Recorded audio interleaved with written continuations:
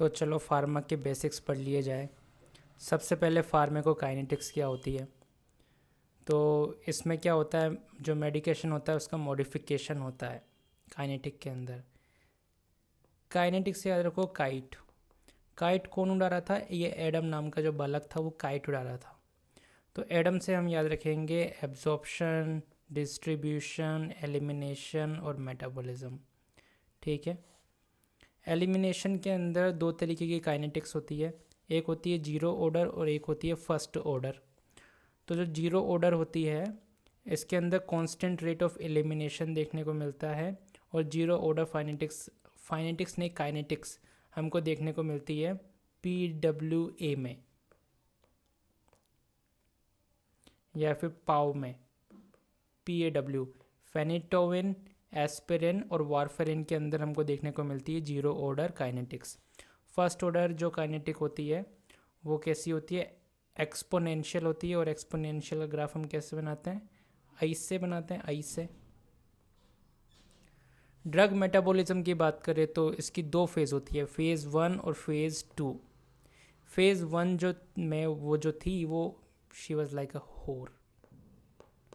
तो होर से हम याद रखेंगे हाइड्रोलाइटिक रिएक्शन, ऑक्सीडेशन और रिडक्शन, ये सब फेज़ 1 के अंदर आते हैं। और फेज़ 2 के अंदर क्या आता है?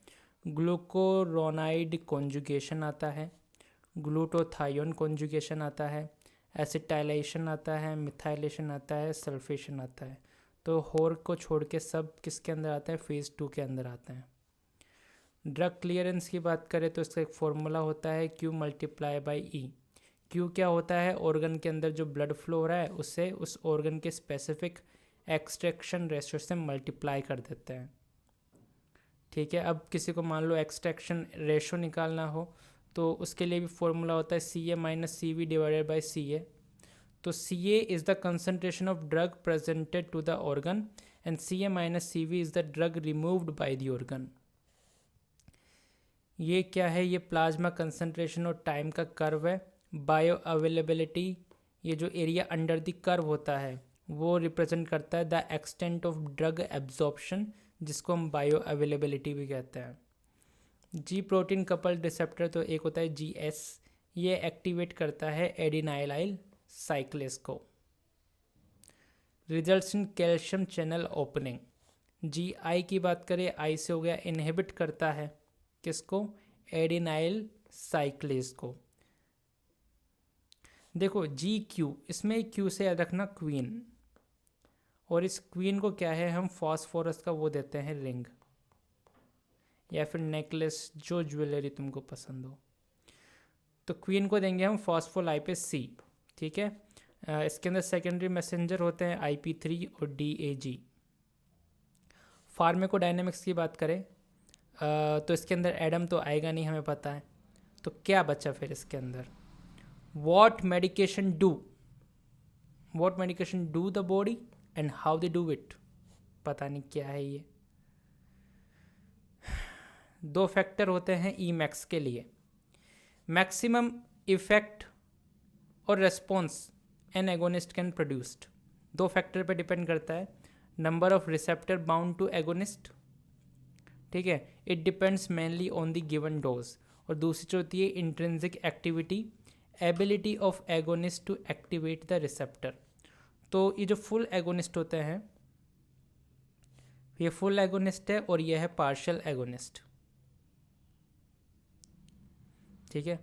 एफिनिटी की बात करते हैं, the ability of a drug to bind to receptor is its affinity.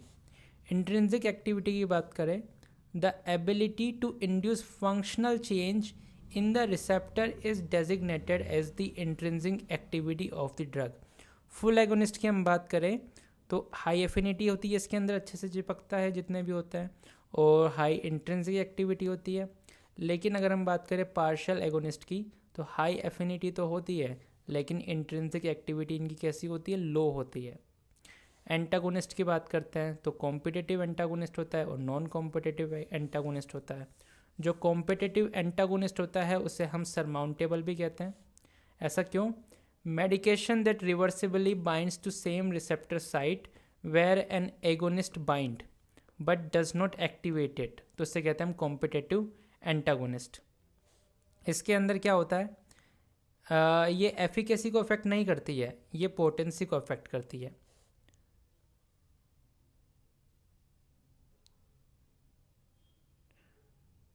ठीक है, वहीं बात करें नॉन कॉम्पिटिटिव एंटागोनिस्ट की, तो ये अपोजिट होता है इसका, सिंपल सी बात है।